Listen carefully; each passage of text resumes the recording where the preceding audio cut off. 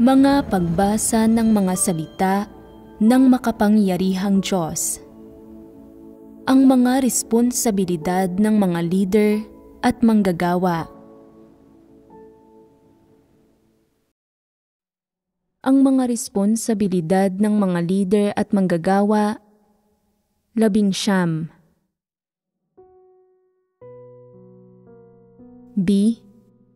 Ang mga prinsipyo sa pangangasiwa sa masasamang tao na nagmamanipula sa mga halalan ng iglesia.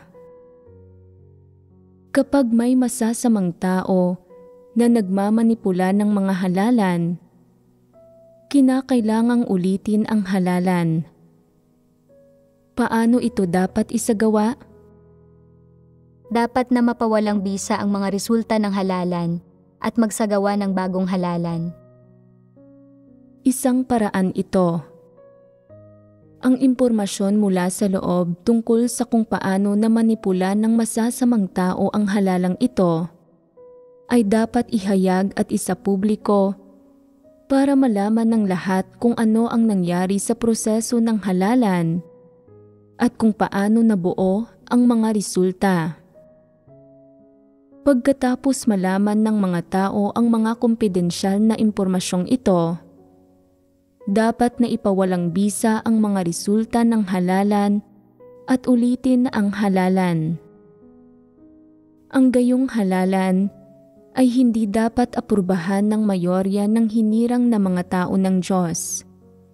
At hindi mahalaga kung sino ang nahalal, hindi pwedeng tanggapin ang mga resulta. Sa mga normal na sitwasyon, sa pamamagitan ng pagbabahaginan sa katotohanan at paglalantad sa kumpidensyal na kwento, maaaring hindi kilalanin ang mga resulta ng halalan at ulitin ang halalan.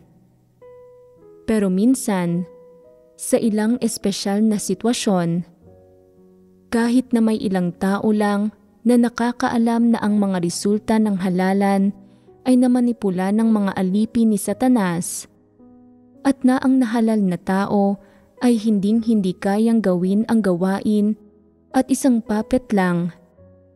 Dahil ang mayorya sa iglesia ay nalihis ng masasamang tao at pumapanig pa rin sa mga alipin ni Satanas, habang ang minorya ang may kaunting pagkilatis at nakakaalam sa kumpidensyal na impormasyon, at walang naniniwala sa minoryang ito o nakikinig sa kanila kapag nagsasalita sila. Sila ay inihihiwalay at walang kapangyarihan at wala talagang lakas para baguhin ang sitwasyon. Sa mga gayong pagkakataon, maaaring gustuhin mong ilantad ang kumpidensyal na impormasyon tungkol sa pagmamanipula sa halalan, pero hindi madaling maunawaan ng malinaw ang sitwasyon. Sa gayong kaso, bukod sa pag-uulat nito sa mga nakatataas na leader at manggagawa, ano pa ang pwede ninyong gawin? Kung magpapatuloy kayong mamuhay ng buhay iglesia, ibubukod ka. Parang hindi rin naman angkop na dumalo sa mga pagtitipon sa ibang iglesia, dahil ang mga tao roon ay hindi pwedeng basta-bastang magpatuloy ng isang estranghero sa bahay. Talagang nahihirapan kang magpasya dahil dito. Nakikita mo na ang nahalal na leader ng iglesia ay may masamang pagkatao, isang dyablo, at hindi siya isang tao na karapat-dapat na mahalal, kaya nagagalit ka na kapag nakikita mo palang siya. Naaasiwa ka kapag dumadalo ka sa mga pagtitipon, pero hindi naman pwedeng hindi dumalo. Kung hindi ka dadalo at puputulin mo ang ugnayan mo sa iglesia, mawawala ang buhay iglesia mo at hindi ito isang bagay na pwede mong gawin. Kaya, may magandang solusyon ba sa problemang ito? Nangangailangan ito ng karunungan. Ano ang kahihinatnan kung magmamadali kang ilantad sila? Maaaring magsama-sama ang mga taong iyon para supilin ka, itaboy ka, o kung talagang hindi naging maganda ang takbo ng mga bagay, baka paalisin ka pa nila at magiging biktima ka ng kawalang katarungan. Ito ang pinakamalamang na kahihinatnan. Kaya, ano ang pinakamagandang solusyon? Makipagsanib puwersa sa mga kapatid na may pagkilatis at tipunin ang lahat ng ebidensya ng masasamang gawa ng lihim na pagmamanipula sa halalan ng mga taong ito. Iulat ito sa mga nakatataas na lider at manggagawa at mabilis ding makipagbahaginan tungkol sa katotohanan kasama ang mga kapatid na nalihis para maibalik sila. Maituturing ba itong magandang solusyon? Ayos lang bang gawin ang mga gayong bagay ng padalos-dalos? Ano ang kahihinatnan ng pagiging padalos-dalos? Dahil dito ay madaling naaalerto ang kaaway ng hindi sinasadya. Kapag nahaharap kayo sa mga ganitong usapin, natatakot ba kayo o kinakabahan? Dapat ba kayong matakot o kabahan? Sa teorya, hindi ka dapat matakot. Ito ang sinasabi sa iyo ng iyong pagkamakatwiran. Pero sa realidad, kumusta ito para sa mga tao? Ang pinakamahalaga ay kung nauunawaan ba ng mga tao ang katotohanan. Kung hindi nauunawaan ng mga tao ang katotohanan at mayroon lang silang kapasyahan, matatakot pa rin sila sa loob-loob nila.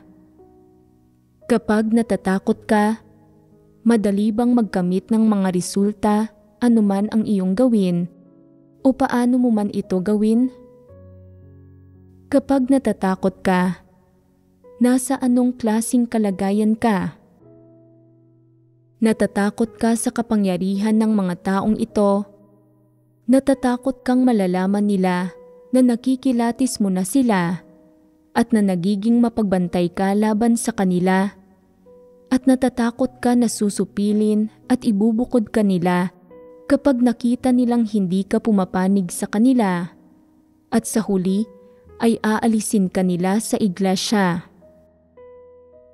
Magkakaroon ka ng mga ganitong alalahanin sa puso mo.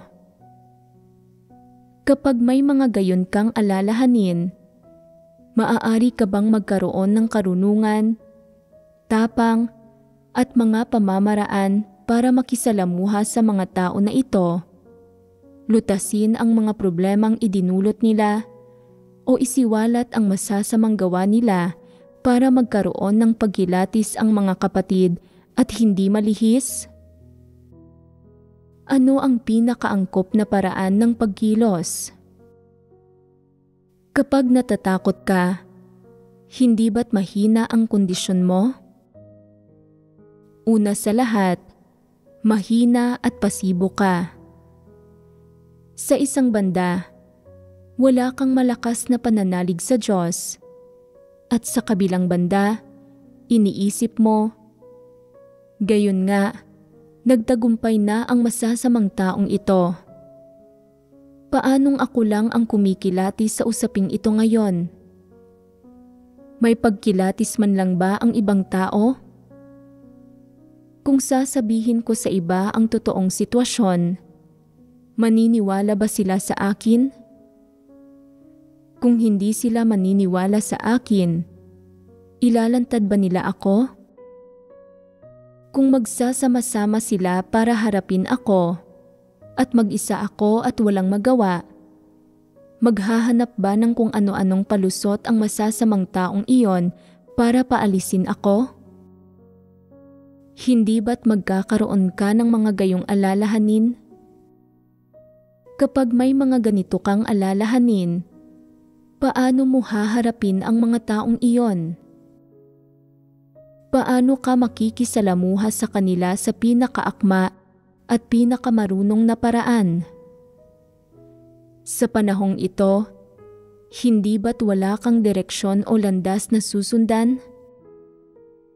Para ilarawan ng tumpak, Sa panahong pinakatakot at pinakamahina ka, sadyang hindi mo kayang makipagtunggali sa kanila o makisalamuha sa kanila at pangasiwaan ang mga problemang dulot nila. Kaya, ano ang pinakamagandang hakbang para sa iyo sa oras na ito? Dapat bang manguna ka at ikaw ang unang sumugod? Harapin sila at ilantad ang masasamang gawa nila para protektahan ang sarili mo? Angkop ba ang pamamaraang ito? Hindi.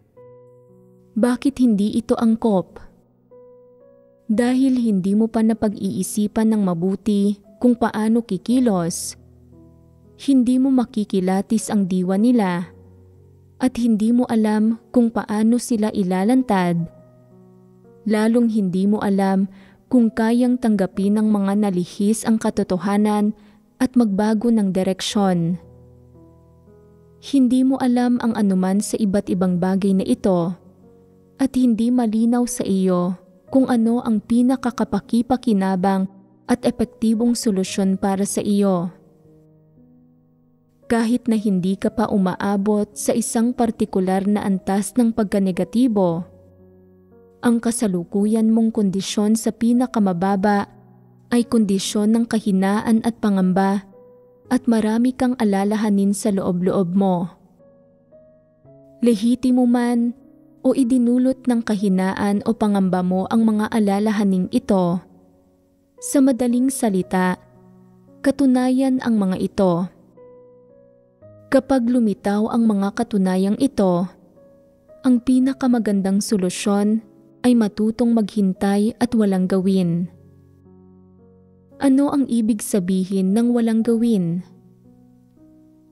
Ibig sabihin nito ay hindi magmadaling ilantad sa mga nalinlang ang tunay na sitwasyon tungkol sa halalan at hindi agad-agad na kontrahin ang mga bagong nahalal na leader ng iglesia o ang grupo ng mga tao na nagmanipula at nanggambala sa halalan. Huwag silang ilantad. Sa oras na ito, dapat matuto kang maghintay. Sinasabi ng ilang tao, ang maghintay ay sobrang pasibo. Gaano katagal ko ba kailangang maghintay? Hindi kailangang maghintay ng masyadong matagal. Habang naghihintay ka, lumapit sa Diyos para magdasal, magbasa ng mga salita ng Diyos, at hanapin mo ang katotohanan. Sa mga gayong sitwasyon, sa panahong pinakatakot at pinakamahina ka, nagiging pinakatapat at sinsero ang mga panalangin mo. Kailangan mo ang Diyos para gabayan at protektahan ka. Kailangan mong umasa sa Diyos. Habang nagdarasal ka, unti-unting mababawasan ang pangamba mo hanggang sa mawala na ito. Kapag nawala na ang pangamba mo, hindi ba't mababawasan din ang panghihina mo? Mababawasan din ng mababawasan ang mga alalahanin mo. Ang mga pangamba, kahinaan, at alalahaning ito ay hindi mawawala ng basta-basta. Sa halip, sa prosesong ito ng pagbabago, unti-unti mong mauunawaan ang ilang bagay. Ano ang mga bagay na mauunawaan mo? Sa isang banda, malalaman mo kung paano harapin ang mga tao na ito, kung sino ang unang ilalantad, at kung paano magsalita at kumilos sa paraang kapaki-pakinabang sa gawain ng sambahayan ng Diyos. Dagdag pa rito, malalaman mo ang kalikasan ng pag-uugali ng mga taong ito. Paano mo mauunawaan ang mga bagay na ito? Sa pamamagitan ng paghahanap sa katotohanan habang naghihintay ka, unti-unti mong mauunawaan ang mga ito. Kapag nakita mo na ito ng malinaw, natural na magninilay-nilay ka kung paano ka dapat gumamit ng karunungan, kung kanino angkop na makipag-usap, at kung paano magsasalita sa paraang makakaantig sa kanila, na nagtutulot sa kanila na malaman ang mga katunayan tungkol sa pagmamanipula ng masasamang tao sa halalan, at nagbibigay sa kanila ng kakayahang magbago, na makilatis ang tunay na mukha ng mga nagmanipula at nanggambala sa halalan, at makilatis kung ano talagang klaseng mga tao ang mga di umano'y na halal na leader. Magkakaroon ka ng ganitong uri ng karunungan at ang mga kilos mo ay magiging sistematiko rin. Kaya, paano nagaganap ang mga positibong pakinabang na ito? Lahat ng ito ay ipinagkakaloob ng Diyos sa iyo habang naghihintay ka. Ang ilan sa mga ito ay dulot ng gawain at kaliwanagan ng banal na espiritu, at ang ilan ay ang ipinapakita at ipinapaunawa sa iyo ng Diyos sa kanyang mga salita.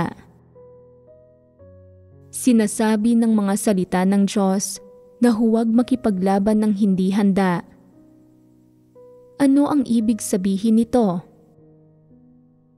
Ibig sabihin nito, nakikipaglaban ka man kay Satanas o inilalantad mo man ang masasamang gawa ng mga alipin ni Satanas.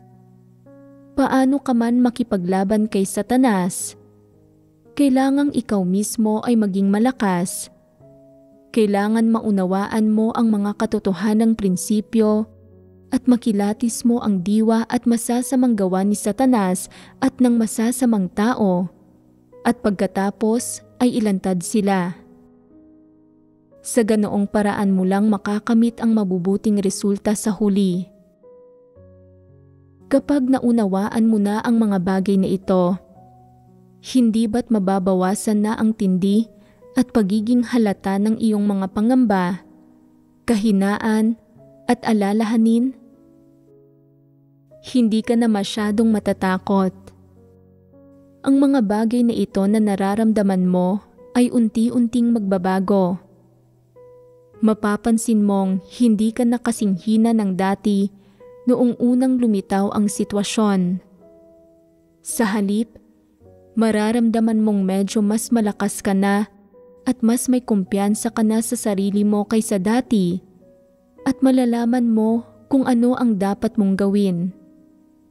Sa puntong ito, magdasal kang muli sa Diyos at hilingin mo sa Kanya na ihanda ang tamang pagkakataon, at pagkatapos ay kumilos ka na. Iulat ang sitwasyon sa mga nakakataas na leader at manggagawa habang nakikipagbahaginan din sa mga may mabuting pagkatao at sinserong nananampalataya sa Diyos.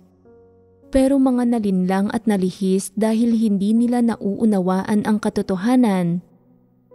Ilantad sa kanila ang kumpidensyal na impormasyon tungkol sa pagmamanipula ng masasamang tao sa halalan. Kapag nakumbinsi mo na ang isa o dalawa sa mga taong ito, halos mawawala na ang pangamba mo. Mapagtatanto mo na ang lahat ng ito ay hindi magagawa sa pamamagitan ng pag-asa sa lakas ng tao, lalong hindi ito magagawa sa pamamagitan ng pagpapadalos-dalos. Hindi ka pwedeng umasa sa pansumandaling bugso ng damdamin o galit, o sa pansamantalang di umano'y pagpapahalaga sa katarungan. Walang silbi ang lahat ng ito. Maghahanda ang Diyos ng tamang panahon para sa iyo at bibigyang liwanag Kanya sa kung ano ang dapat mong sabihin, at batay sa nauunawaan mo, gagabayan Kanya sa bawat hakbang, bibigyan Kanya ng landas na susundan. Mula sa pagiging mahina at takot sa simula, hanggang sa paghahanap at pagkaunawa sa mga prinsipyo at sa landas. Sa panahong ito, pwede ka pa ring normal na makisalamuha sa masasamang tao na ito. Sa panahon ng mga normal na pakikisalamuha, hindi bakante ang isipan ng mga tao. May sarili silang mga iniisip. Habang naghahanap at nagdarasal ka, inoobserbahan mo ang mga tao na ito. Ano ang napapansin mo?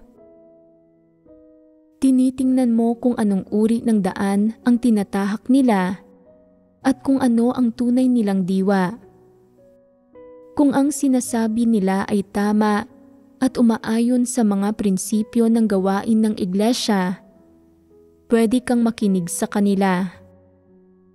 Kung ang sinasabi nila ay nakakagambala at nakakagulo sa gawain ng iglesia, pwede kang maghanap ng dahilan para hindi sila pakinggan o para magpaliban muna. Gamit ang isang marunong na paraan ng pakikisalamuha ng palakaibigan nang hindi sila naaalerto. Habang nakikisalamuha ng palakaibigan sa kanila, nagtitipon ka ng ebidensya ng masasamang gawa nila. Kinikilati sila batay sa iba't ibang kilos at panlilinlang nila na labag sa mga katotohanang prinsipyo, at higit pang nagpapatunay na ang mga tao na ito ay mga alipin ni Satanas. Sa pagsasagawa sa ganitong paraan, hindi ka nila malilimitahan habang tinutupad mo rin ang responsibilidad at tungkulin mo. Ito ang ginagawa ng isang marunong na tao. Tanging ang mga may pagkatao, karunungan, at pagmamahal sa katotohanan ang makakalakad sa tamang landas. Para sa mga tao na walang karunungan na kumikilos ng walang ingat at magaspang, palaging umaasa sa pagkamainiti ng ulo at bugso ng damdamin anuman ang ginagawa nila o anumang sitwasyon ang kinakaharap nila, madalas na nagbubunga ng di magagandang resulta ang mga kilos nila. Ang mga gayong tao ay hindi lang nanggagambala at nanggugulo sa gawain ng iglesia, kundi nagdudulot din ng maraming hindi kinakailangang abala at pagkayamot sa kanilang sarili. Samantala, ang marurunong na tao ay naiiba. Sa anumang ginagawa nila, naghihintay, nag-oobserba, at naghahanap sila. Naghihintay sa tamang pagkakataon para sa mga pagsasaayos at pamamatnugot ng Diyos. Habang naghihintay, nagagawa nilang hanapin ang mga layunin ng Diyos, kumain at uminom ng mga salita ng Diyos ng may layunin, mas tumpak na maarok ang mga prinsipyo ng katotohanan at kumilos ayon sa mga layunin ng Diyos. Ginagamit nila ang mga salita ng Diyos at ang katotohanan para makipaglaban ng mahusay at para magpatotoo sa Diyos, sa halip na makipaglaban sa mga tao o makipagtalo ng dahil sa pagkamainiti ng ulo. Pagdating sa masasamang tao na nagmamanipula at nanggagambala ng mga halalan, ang pinakamahalaga ay hindi kung kaya mong makilatis ang mga taong ito o kung paano mo sila planong ilantad. Ito ay ang agarang iulat ang sitwasyon sa mga nakatataas. Dapat kang gumamit ng karunungan para harapin sila. Maghintay sa tamang panahon ng Diyos. Dapat mong hanapin ang mga layunin ng Diyos at hanapin ang mga katotohanang prinsipyo habang hindi inaantala ang tungkulin mo. Ano ang pinakahuling resulta ng paggawa nito? Tinutupad mo ang responsibilidad at tungkulin mo. Sa pamamagitan ng pag-uulat ng sitwasyon sa nakatataas at paghahanap ng solusyon, hindi lang nalulutas ang problema, kundi nagkakaroon ka rin ng kabatiran, nadaragdagan ang pagkilatis at karunungan mo, lumalago ang tayog mo, at lumalakas ang pananalig mo sa Diyos. Napakaraming nakakamit ng mga tao mula sa pagharap kay Satanas at labis itong kapaki-pakinabang sa kanila. Sa kabaligtaran, ipagpalagay ng kumilos ka ng may pagkamainitin ng ulo at ng nagmamadali, nakikipag-away ng matindi sa mga taong ito at nakikipagtalo sa mga ito ng harap-harapan. Sinasabi, minamanipula at ginagambala ninyo ang halalan. Bagamat malakas ang kapangyarihan ninyo, hindi ako susuko sa inyo at hindi ako natatakot sa inyo. Ang resulta ng ganitong pamamaraan ay ang mapatalsik sa iglesia. Dahil dito ay ilang buwan kang umiiyak at nagdurusa sa bahay mo. Pero hindi mo pa rin nauunawaan ang mga layunin ng Diyos. Bakit nauwi ako sa ganitong kalagayan? Ayaw mo ba sa akin, Diyos? Wala ka bang pakialam sa akin? Sa loob ng maraming buwan, hindi mo napapakinggan ang mga bagong sermon at himno. Hindi mo alam kung ano ang gawaing ginagawa ng iglesia.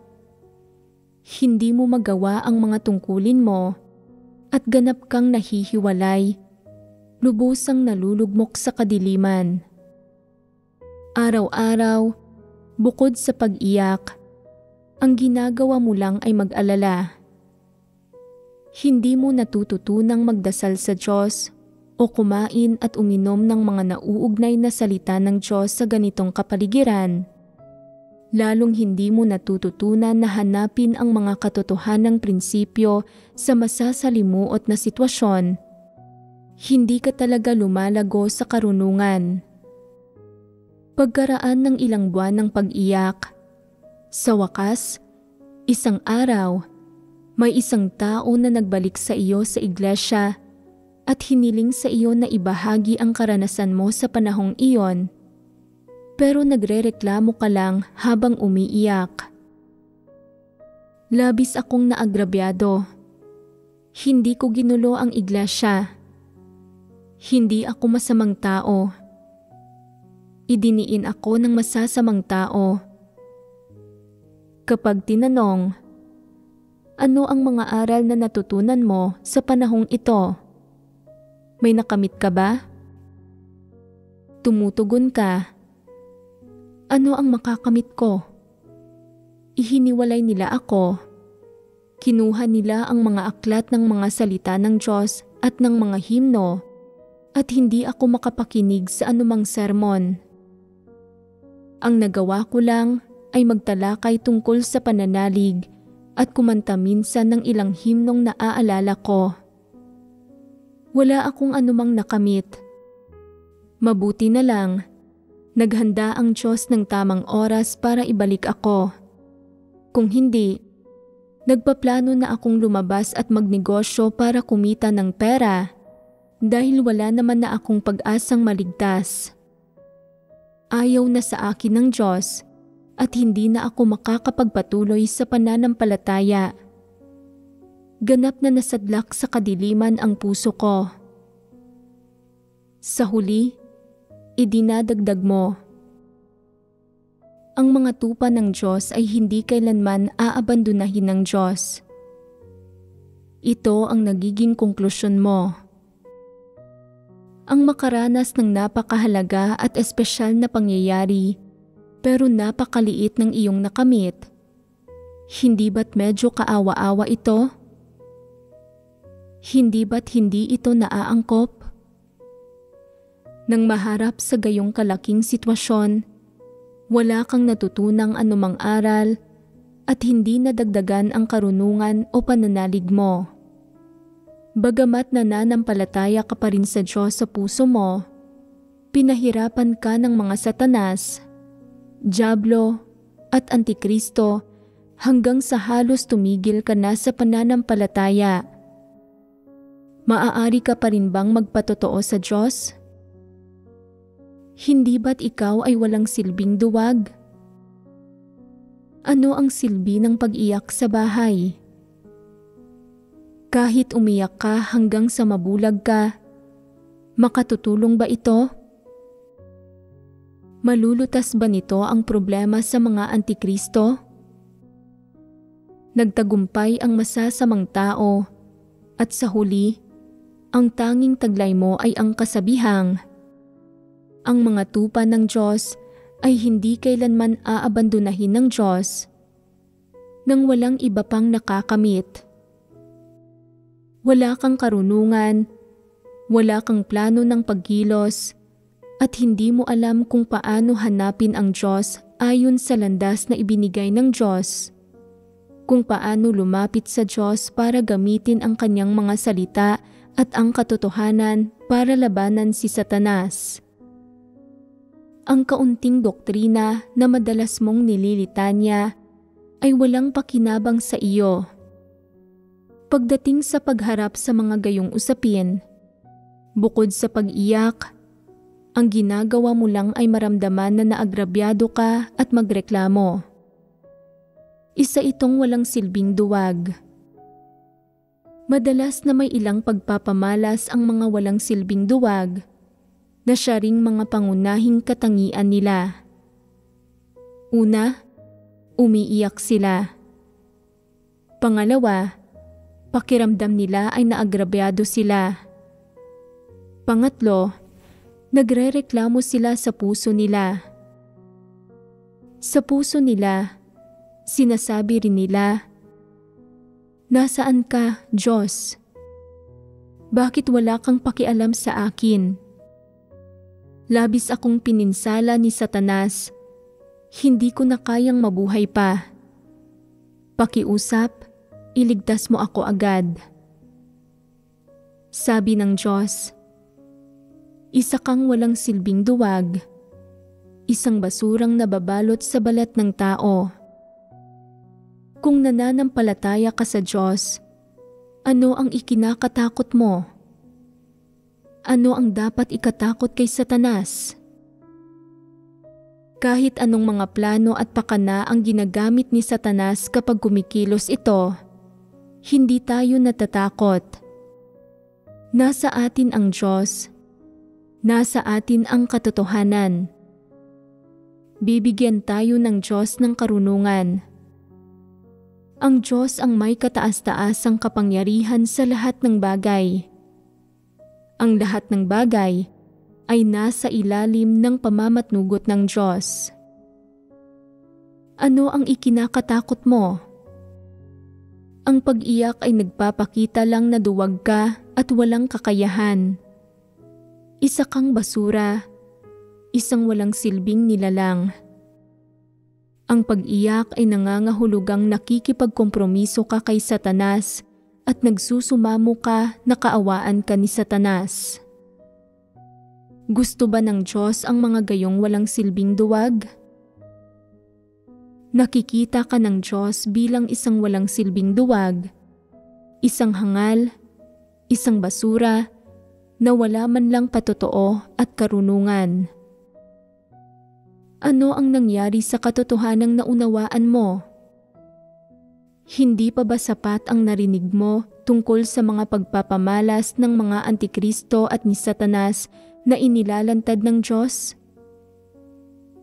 Hindi mo ba nauunawaan o nakikilatis ang mga bagay na ito? Hindi mo ba alam na mga Satanas sila? Kung alam mong mga Satanas sila, ano ang ikinakatakot mo? Bakit hindi ka natatakot at nangingilabot sa Diyos? Hindi ka ba natatakot na salungatin ang Diyos dahil sa takot mo kay Satanas? Hindi ba't kabuktutan iyon? Kapag nangyari ang mga gayong sitwasyon, natatakot ka at wala kang solusyon, wala ka man lang karunungan o mga kontrahakbang. Ano ang nakamit mo sa pakikinig sa mga sermon sa loob ng maraming taon? Wala bang saysay ang lahat ng ito? Magagawa bang manindigan ng mga gayong walang silbing duwag sa kanilang patotoo? Pagdating sa mga sitwasyon, kung saan minamanipula at ginagambala ng mga satanas at masasamang tao ang mga halalan. Kahit nag-iisa ka lang at walang kapangyarihan, o kahit may ilang kapatid na kaisa mo sa isip, huwag kang magmadali sa pagkilos. Una, matutong maghintay. Pangalawa, matutong maghanap. Habang naghihintay at naghahanap, huwag mong talikuran ang tungkulin mo. Ano ang ibig sabihin ng paghihintay? Ibig sabihin nito ay maghintay sa paghahanda ng Diyos ng tamang oras at pagkakataon. At ano ang dapat mong hanapin? Hanapin ang mga prinsipyo at landas na dapat mong isagawa sa pananampalataya at pagsunod mo sa Diyos. Hanapin kung paano kumilos ng naaayon sa mga layunin ng Diyos at kung paano kumilos para labanan si Satanas at ang mga puwersa ng Antikristo. Para sa huli ay mapagtagumpayan ang mga puwersa ni Satanas at maging isang mananagumpay. Kung nag-iisa ka, kailangan mong higit na manalangin sa Diyos, maghintay at maghanap. Kung may 2 o 3 tao na kaisa mo sa isip, maaari kayong magbahaginan, magdasal, maghintay, at maghanap ng magkakasama. Kapag inihanda na ng Diyos ang tamang oras, humiling sa Diyos ng lakas at karunungan para maging angkop ang lahat ng gagawin at sasabihin mo. Sa ganitong paraan, sa isang banda, tinutupad mo ang tungkulin mo bilang isang nilikha, at sa kabilang banda, magagawa mo ring malakas at epektibong ilantad si Satanas na lubusang maglalantad at sisira sa mga plano ng mga alipin ni Satanas at ng mga Antikristo. Naaangkop ba ito? Nasabi na sa inyo ang mga pamamaraan, gawi, landas, at mga prinsipyong ito, kaya depende na sa inyo kung paano ninyo gagamitin ang mga ito. Sapat na bang malinaw ang landas na ito? Kung gayon, kapag nahaharap kayo sa mga gayong usapin, magsagawa kayo ayon sa prinsipyong ito. Madali itong maabot. Sa bawat halalan sa iglesia, kapwa ang mga leader at manggagawa, pati na rin ang hinirang na mga tao ng Diyos ay may responsibilidad at obligasyon na pangalagaan ang gawain ng halalan. Kailangang gampanan ng mga leader at manggagawa ang gawain ng pakikipagbahaginan tungkol sa katotohanan at sa mga prinsipyong panghalalan. Dapat namang ilahad ng hinirang na mga tao ng Diyos ang anumang mga isyong mayroon sila, at pagkatapos ay dapat pagbahaginan ang katotohanan para malutas ang mga isyong ito. Sa ganitong paraan lang masisigurong maayos na maisasagawa ang halalan.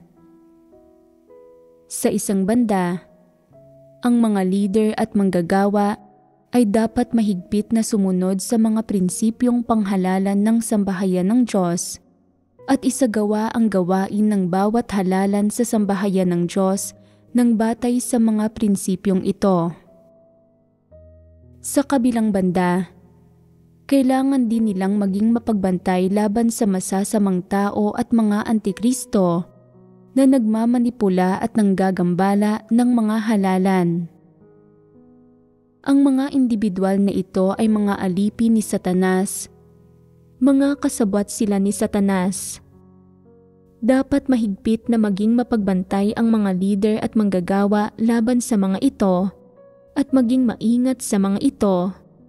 Manatiling mapagmatsyag laban sa mga pagtatangka ng mga ito na manipulahin ang mga bagay-bagay sa panahon ng halalan kapag walang nakakakita o gumawa ng mga lihim. Sekretong galaw para dayain ang proseso nang walang nakakaalam. Kung lumabas na talagang namanipula ng masasamang tao ang halalan na nagresulta sa pagkakabukod sa karapat-dapat na mahalal at sa pagkakalihis ng karamihan ng tao, kaya ang maling individual, isang individual na hindi karapat-dapat sa posisyon, ang nahalal bilang leader. Kung mangyari ang gayong sitwasyon, may solusyon pa rin. Dapat ilantad ang tunay na sitwasyon ng nahalal na tao. Kung sumasang-ayon ang karamihan ng tao, pwedeng ulitin ang halalan. Ang isang halalan na namanipula ni Satanas at ng masasamang tao ay hindi resulta ng isang halalang isinagawa ng normal ng iglesia nang ayon sa mga katotohanang prinsipyo. Hindi ito isang positibong bagay, at sa malaot madali, ito ay masisiwalat, malalantad, at mapapawalang bisa. Sa paniniwala rito, kung mahaharap ka sa mga gayong sitwasyon, paano ka dapat kumilos? Dapat kang maging handang labanan si Satanas sa anumang oras at saan mang lugar, at huwag maging patulog-tulog sa pansitan. Kung isa kang lampa, isang tao na magulo ang isip, o isang walang silbing duwag, maaaring makipagkompromiso o makipagsabwatan ka sa kanila, o maaaring madurog ka nila ng husto hanggang sa maging negatibo ka na at hindi na makabangon. Ang ilang tao ay patulog-tulog lang sa pansitan. Sinasabi nila, "Hindi rin naman ako pwedeng maging leader ng iglesia. Kahit sino pa ang maglingkod, pareho lang din naman. Kung sino mang may abilidad, sige na, maglingkod na kayo. Kung gusto ng isang antikristo na maglingkod, wala itong kinalaman sa akin, basta't hindi nila ako papaalisin, ayos na iyon." Walang kwenta ang mga taong nagsasabi nito. Hindi nila maisip kung ano ang mga magiging kahihinatnan kung maglilingkod bilang leader ang isang antikristo, ni kung ano ang magiging epekto nito sa pananampalataya nila sa Diyos at sa kaligtasan nila. Tanging ang mga taong nakakaunawa sa katotohanan ang nakakakita sa kung ano talaga ito. Sasabihin nila, kung isang antikristo ang magiging leader ng iglesia, ang hinirang na mga tao ng Diyos ang magdurusa. Sa partikular, iyong mga naghahangad sa katotohanan, may pagpapahalaga sa katarungan, at mga handang gumawa ng tungkulin nila, ay pawang masusupil at maibubukod. Tanging ang mga tao na magulo ang isip at ang mapagpalugod ng mga tao ang makikinabang, at sila ay makukulong at mapapasailalim sa kontrol ng kapangyarihan ng Antikristo. Pero hindi kailanman isinasaalang-alang ng mga hindi naghahangad sa katotohanan ang mga bagay na ito. Iniisip nila, nananampalataya sa Diyos ang isang tao para maligtas. Ang lahat ay tumatahak sa sarili nilang landas. Kahit isang antikristo pa ang maging leader, wala itong magiging epekto sa akin. Hanggat hindi ako gumagawa ng masasamang bagay, hindi nila ako masusupil o maibubukod o mapapaalis sa iglesia. Ito ba ang tamang pananaw? Kung walang kahit sino sa hinirang na mga tao ng Diyos ang nagmamalasakit sa mga halalan ng iglesia, sa sandaling hayaan nila ang isang antikristo na humawak ng kapangyarihan, ano ang mga magiging kahihinatnan? Talaga nga bang magiging kasing simple ito ng inaakala ng mga tao? Anong uri ng mga pagbabago ang pagdaraanan ng buhay iglesia? May direktang kinalaman ito sa buhay pagpasok ng hinirang na mga tao ng Diyos. Kung isang antikristo ang may hawak ng kapangyarihan sa isang iglesia, Ano ang mangyayari? Hindi na maghahari ang katotohanan sa iglesyang iyon ni ang mga salita ng Diyos. Sa halip, ang mga hindi mananampalataya at si Satanas ang hahawak ng kapangyarihan doon. Bagamat maaaring binabasa pa rin ang mga salita ng Diyos sa mga pagtitipon, kontrolado ng Antikristo ang karapatang magsalita. Maibabahagi ba ng malinaw ng Antikristo ang tungkol sa katotohanan? Mapapayagan ba ng Antikristo na makapagbahaginan ang hinirang na mga tao ng Diyos tungkol sa katotohanan ng malaya at hayagan? Imposible iyon. Kapag nagkaroon ng kapangyarihan ang isang Antikristo, darami ng darami ang mga pagambala at panggugulo. Bababa ng bababa ang mga resulta ng buhay iglesia at kakaunti ang maaani ng hinirang na mga tao ng Diyos kapag nagtitipon sila, na magdudulot ng mga suliranin sa buhay pagpasok ng hinirang na mga tao ng Diyos. Ang mga problema ng hinirang na mga tao ng Diyos ay darami rin at hindi malulutas, at mababagabag din ang ilan na kayang magsagawa ng katotohanan. Ganap na magbabago ang atmosfera ng buhay iglesia, para bang tinakpan ng madidilim na ulap ang araw. Magiging kasiya-siya pa ba ang buhay iglesia kapag nagkagayon? Tiyak na lubhang makukompromiso ito. Sa iglesia, minorya ang mga naghahangad sa katotohanan. Kung susupilin at ibubukod ang minoryang ito, masasabing mawawala na ang buhay iglesia. Kung hindi makilatis ng mga tao ang kahihinatnang ito, hindi nila bibigyang pansin ang halalan o hindi sila magmamalasakit dito. Kung ang karamihan ng tao ay hindi seryosong isinasaalang-alang ang halalan, hindi sumusunod sa mga prinsipyo, tinatrato ang mga halalan ng napaka-negatibo, at ginagaya ang mga huwad na lider at mga antikristo, kapag ang masasamang tao o ang mga hindi nagmamahal sa katotohanan ang naging mga lider ng iglesia, ang karamihan sa hinirang na mga tao ng Diyos ay magdurusa ng kawalan sa kanilang buhay pagpasok. Sa makatuwid, ang mga resulta ng mga halalan sa iglesia ay direktang nakakaapekto sa paglago sa buhay ng hinirang na mga tao ng Diyos at sa kinabukasan ng iglesia. Dapat malinaw itong makita ng hinirang na mga tao ng Diyos at hinding-hindi sila dapat magkaroon ng negatibong saloobin. Hindi makilatis ng ilang tao na magulo ang isip ang usaping ito. Palagi silang umaasa sa sarili nilang mga imahinasyon. Iniisip nila, ang lahat ng tao sa iglesia ay sinserong mananampalataya, kaya pwedeng mahalal ang kahit sino. Basta't isa siyang kapatid, kahit sino ay pwedeng maging leader. Masyadong simple ang pagtingin nila sa mga halalan sa iglesia na nagre-resulta sa maraming negatibo, maling ideya at pananaw. Kung ang mga huwad na leader at antikristo ay tunay na mahahalal bilang mga leader at manggagawa, mapipinsala ang gawain ng iglesia at hindi maiiwasang mapipinsala ang buhay pagpasok ng hinirang na mga tao ng Diyos.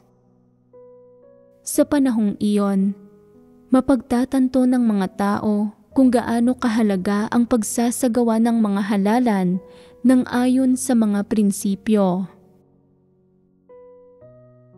May mga mapagpalugod ng mga tao sa bawat iglesia.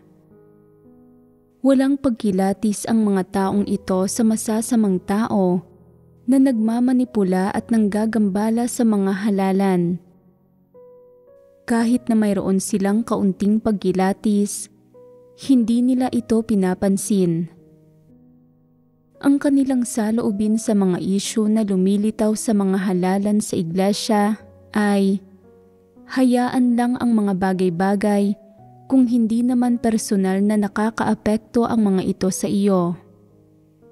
Iniisip nila na hindi mahalaga kung sino ang magiging leader, na wala itong kinalaman sa kanila. Hanggat masaya silang namumuhay araw-araw, ayos na sila. Ano ang tingin mo sa mga ganitong tao? Sila ba ay mga tao na nagmamahal sa katotohanan? Anong uri sila ng tao? Sila ay mga mapagpalugod ng mga tao at maaari din silang tawaging mga hindi mananampalataya. Ang mga taong ito ay hindi naghahangad sa katotohanan. Ang gusto lang nila ay mamuhay ng magaan, nag-iimbot ng kaginhawahan sa laman. Masyado silang makasarili at tuso. Marami bang gayong tao sa lipunan? Anumang pampulitikang partido ang nasa kapangyarihan, kahit sino ang nasa posisyon, sila ay gustong-gusto ng mga tao. Mahusay nilang napapamahalaan ang kanilang mga ugnayang panlipunan at namumuhay sila ng komportable. Kahit anong kilusang pampulitika ang lumitaw, hindi sila naiipit dito. Anong uri ng mga tao ito? Ang mga ito ang pinakamapanlinlang, pinakatuso na mga tao, kilala bilang mga tusong tao at mga matandang ahas. Namumuhay sila ayon sa mga pilosopiya ni Satanas nang wala ni katiting na prinsipyo. Kung sino man ang nasa kapangyarihan, iyon ang kanilang nilalapitan, binobola, ipinagdiriwang nila ang kabutihan nito. Wala silang ibang ginagawa kundi ipagtanggol ang mga nakatataas sa kanila at hindi nila kailanman sinasalungat ang mga ito. Gaano man kalaki ang kasamaang ginagawa ng mga nakatataas sa kanila, hindi nila ito sinasalungat ni sinusuportahan, kundi itinatago nila ang kanilang mga iniisip sa kanilang kaibuturan. Gustong-gusto sila ng mga tao kahit sino pa ang nasa kapangyarihan. Gusto ni Satanas at ng mga diablong hari ang ganitong uri ng tao. Bakit gusto ng mga diablong hari ang ganitong uri ng tao? Dahil hindi nila sinisira ang mga gawain ng mga diablong hari at hindi sila nagiging banta sa mga ito. Walang prinsipyo ang ganitong uri ng tao at walang batayan sa kanilang sariling asal at walang integridad at dignidad. Sumusunod lamang sila sa mga kalakaran ng lipunan at yumuyukod sa mga diablong hari, umaayon sa mga panlasa ng mga ito. Hindi ba't mayroon ding mga gayong tao sa iglesia? Maaari bang maging mga mananagumpay ang mga gayong tao? Mabubuting sundalo ba sila ni Kristo? Mga saksi ba sila sa Diyos?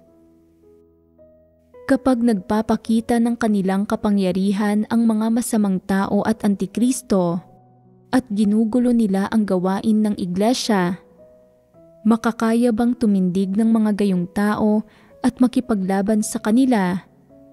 Ilantad, kilatisin, at itakwil sila. Itigil ang kanilang masasamang gawa at magpatotoo sa Diyos? Tiyak na hindi. Ang mga tusong tao na ito ay hindi iyong mga gagawing perpekto o ililigtas ng Diyos. Hindi sila kailanman nagpapatotoo sa Diyos o hindi nila kailanman itinataguyod ang mga interes ng kanyang sambahayan. Sa nakikita ng Diyos, ang mga taong ito ay hindi iyong mga sumusunod o nagpapasakop sa kanya, kundi mga taong bulag na gumagawa ng gulo, mga miyembro ng pangkat ni Satanas. Sila ang mga ititiwalag niya kapag natapos na ang kanyang gawain. Hindi pinahahalagahan ng Diyos ang gayong mga sawing palad. Wala sila ng katotohanan o buhay. Sila ay mga hayop at dyablo. Hindi sila karapat-dapat sa pagliligtas ng Diyos at sa pagtatamasa ng pagmamahal niya. Kaya, madaling isinasantabi at itinitiwalag ng Diyos ang mga gayong tao at dapat na maagap silang paalisin ng iglesia bilang mga hindi mananampalataya. Wala silang tunay na puso para sa Diyos. Kung gayon, bibigyan ba sila ng tunay na panustos ng Diyos? Bibigyang liwanag at tutulungan ba sila ng Diyos? Hindi. Kapag nangyayari ang mga pakikialam at panggugulo sa mga halalan sa iglesia, at kontrolado at naiimpluwensyahan ng masasamang tao ang mga resulta ng halalan, tiyak na hindi papanig sa Diyos ang mga taong ito upang protektahan ang mga interes ng sambahayan ng Diyos. Tiyak na hindi sila susunod sa mga katotohanang prinsipyo upang labanan ang masasamang tao at mga antikristo, at upang labanan ang mga puwersa ni Satanas hanggang sa huli. Tiyak na hindi nila gagawin ito. Wala silang tapang. Sa makatuwid, dapat nakilatisin ng mga nakakapagpatotoo sa Diyos ang mga taong ito at hindi nila dapat ibahagi sa mga taong ito ang mga katotohanang nauunawaan nila o ang pagkilatis nila kay Satanas. Kahit pa ibahagi mo ang mga bagay na ito sa kanila, magiging walang silbi ito. Hindi sila papanig sa katotohanan. Kapag pumipili ng mga katrabaho at mga katuwang, dapat mong ibukod ang mga gayong tao at huwag silang piliin. Bakit hindi mo sila dapat piliin? Dahil sila ay mga tusong tao. Hindi sila papanig sa Diyos, hindi papanig sa katotohanan, at hindi makikipagkaisa sa iyo sa puso at isipan upang kalabanin si Satanas. Kung ipagtatapat mo sa kanila ang iyong mga taus-pusong salita, hangal ka at magiging katatawanan ni Satanas. Huwag ibahagi ang katotohanan o mag-alok ng mga payo sa mga gayong tao, at huwag silang asahan dahil hinding-hindi inililigtas ng Diyos ang mga taong ito. Hindi sila mga taong kaisa ng Diyos sa puso at isipan. Mga tagapanood lamang sila na nanonood ng labanan mula sa malayo. Sila ay mga tusong tao. Pinapasok ng mga ganitong uri ng tao ang sambahayan ng Diyos upang manood lamang ng nakakasabik na kaganapan at bulag na gumagawa ng gulo. Wala silang pagpapahalaga sa katarungan at walang pagpapahalaga sa responsibilidad. Wala man lang silang simpatya para sa mabubuting tao na pinipinsala ng masasamang tao. Pinakaangkop na tawagin ang mga gayong tao na mga dyablo at Satanas. Kung ilalantad ng isang taong may pagpapahalaga sa katarungan ang masasamang tao, hindi man lang sila papalakpak o susuporta sa mga ito. Kaya, huwag kailanman pagkatiwalaan ang mga taong ito. Sila ay mga tusong tao, mga balimbing, mga matandang ahas. Hindi sila mga taus-pusong mananampalataya sa Diyos, kundi mga alipin ni Satanas. Hindi kailanman maliligtas ang mga taong ito at ayaw sa kanila ng Diyos. Ito ang malinaw na pagnanais ng Diyos. Marahil ay may gayong mga tao sa karamihan ng iglesia. Tingnan sa inyong iglesia kung sino-sino sila. Kapag may mga nangyayari, huwag makipagbahaginan sa kanila tungkol sa katotohanan kailanman at huwag ipaalam sa kanila kung ano talaga ang nangyayari sa iyo. Mag-ingat sa mga gayong tao at huwag makipag-ugnayan sa kanila. Hanapin ang mga totoong nananampalataya sa Diyos at may pagpapahalaga sa katarungan. Kapag nakikita nilang napipinsala ang mga interes ng sambahayan ng Diyos, na nagugulo o namamanipula ang gawain ng iglesia at ang kaayusan ng buhay iglesia, nababalisa at nagagalit sila. Labis silang namumuhi sa masasamang taong ito na nanggugulo sa iglesia. Gusto nilang tumindig at ilantad ang masasamang tao at sabik silang makahanap ng mga taong nakakaunawa sa katotohanan para maging kaisa nila at labanan ang masasamang demonyo. Makipagbahaginan sa mga gayong tao at makipagkaisa sa mga ito para labanan si Satanas. Ang mga taong ito ang mga mananagumpay, ang mabubuting sundalo ni Kristo. Tanging ang mga taong ito ang may bahagi sa kaharian ni Kristo. Iyong mga mapagpalugod ng mga tao, mga matandang ahas, mga balimbing, at iyong mga manhid at mapurol ang utak ay pawang nabunyag na. Sila ang mga dapat itiwalag. Hindi sila mga kapatid, hindi sila mga tao ng sambahayan ng Diyos, kundi mga hindi mananampalataya at mga oportunistang hindi karapat-dapat na pagkatiwalaan. Ganito ang paraan ng pangangasiwa sa mga taong ito. Kung kaya nilang gumawa ng kasamaan, alisin sila. Kung hindi naman sila masasamang tao at hindi sumusunod sa masasamang tao para guluhin ang iglesia, pwede silang pansamantalang manatili sa iglesia habang hinihintay mo ang pagsisisi nila. Sa isang banda, obserbahan at arukin ang mga disposisyon, pagkatao, at mga pananaw at saloobin ng mga taong ito sa iba't ibang usapin, at maging mapagkilatis, alamin ang diwa ng mga gayong tao. Kasabay nito, kapag minamanipula at ginagambala ng masasamang tao ang mga halalan, maging mapagmatsyag sa mga mapagpalugod ng mga tao na ito na pumapanig sa masasamang tao, na kumikilos bilang mga alipores at kasabwat ng mga ito. Sa madaling salita, para sa lahat ng hindi tamang asal ng masasamang tao na nagmamanipula at nanggagambala ng mga halalan, kailangang maging mapagkilatis batay sa mga salita ng Diyos. Kapag malinaw mong nakikita ang diwa nila, malalaman mo kung paano angkop na pangangasiwaan ang mga ito nang ayon sa mga prinsipyo.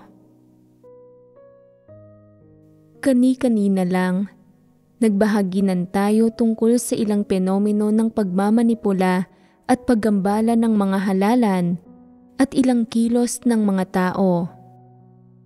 Bagamat hindi natalakay ang lahat ng aspekto, halos napagbahaginan na ang mga prinsipyo para malutas ang mga isyong ito.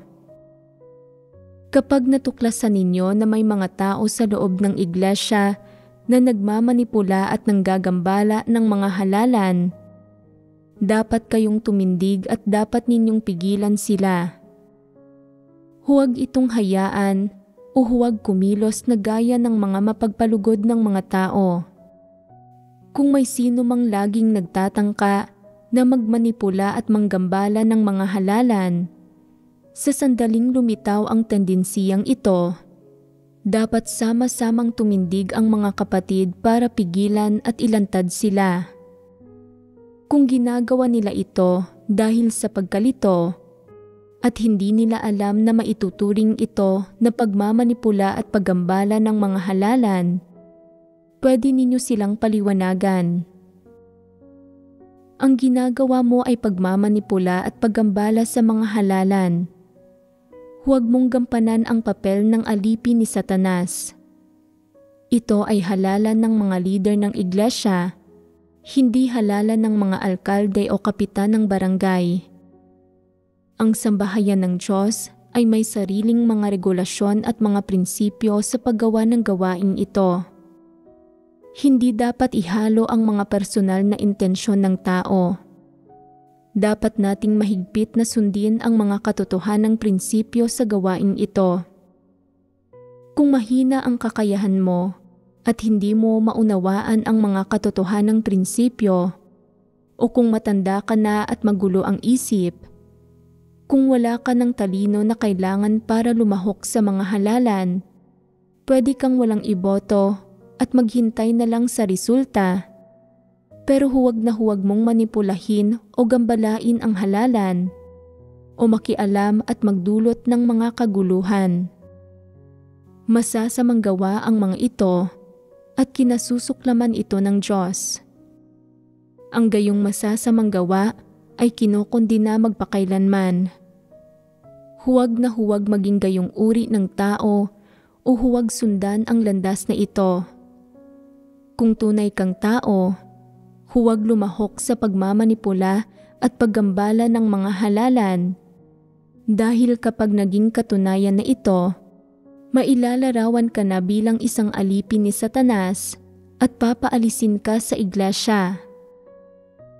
Kung matutuklasan ang mga taong nagmamanipula at nanggagambala ng mga halalan, ang mga may mahinang kakayahan na hindi nauunawaan ang aktwal na nangyari ay maaaring pagbahaginan ng may pagmamahal, suportahan, tustusan at tulungan.